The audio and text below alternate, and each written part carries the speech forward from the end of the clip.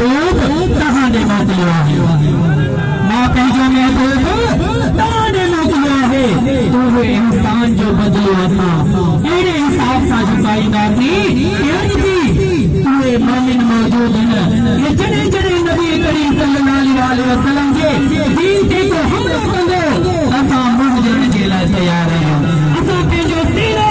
ॾियण जे लाइ तयार आहियूं कि नबी करीम सल्लल्लाहु अलैहि वसल्लम जी आमद ते को हाज न अचे नबी करीम सल्लल्लाहु अलैहि वसल्लम जी शान में को गुस्ताखी न करे सके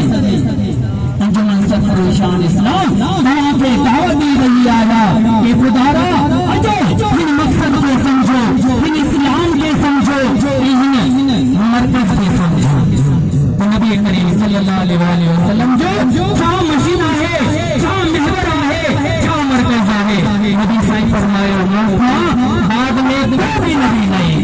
बस एंड थी वई जो इन्हें पे इक़्तिदार कंदासीं के तव्हां पंहिंजे दिलनि में रूहानियत दाख़िल कयो मुंहिंजा मुर्शिद फरमाइनि था कि तव्हांखे कीअं सुञाणप थींदी कि इस्लाम ई हक़ीक़ी छा आहे नबी करीम सल्लल्लाहु अलैहि वसल्लम नूर कहिड़े हिसाब सां तव्हां ख़बर पवंदी उन जे लाइ तव्हांखे हिन ख़ाली धड़कननि में अल्लाह अल्लाह तब्दील करणी पवंदी अचो अॼु असांजी हिन महफ़िल में हिकु रूहानी हस्ती जे तरफ़ां हिकु दोस्त मौजूद आहिनि जेको तव्हांखे ज़िक्र करे बता कंदा कि तव्हांजो बि ख़ाली धड़कन अल्लाह अल्लाह में तब्दील थी वेंदो ऐं तव्हांखे बि हक़ सच जी सुञाणप थी वेंदी पोइ तव्हां हेॾे होॾे न हुजंदा तव्हां हेॾे हेॾे न भटकंदा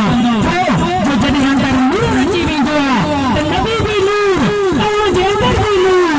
ज़ाहिर बि नूर बातिन बि नूर जहिड़े नमूने सां चकमक चकमक खे छिकींदो आहे त नूर नूर खे छिकींदो पोइ तव्हांखे मुंझणो न पवंदो पोइ तव्हांखे सोचणो न पवंदो पोइ तव्हां जीअं ई इस्लाम में दाख़िल थी वेंदो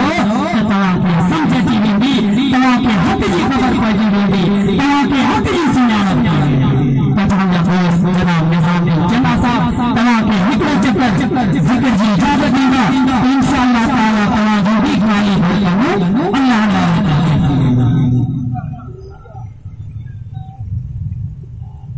जेको दोस्त चाहे थो त मूंखे अल्लाह जी मोहब्बत हासिल थिए नबी करीम सल्लल्लाहु अलैहि वसल्लम जो क़ुर्ब हासिल थिए अखियूं बंदि करे दिल ते हथ रखी मुंहिंजे आवाज़ सां गॾु पढ़े बिस्मिल्लाहिर रहमानिर रहीम अल्लाहु अल्लाहु अल्लाहु अल्लाहु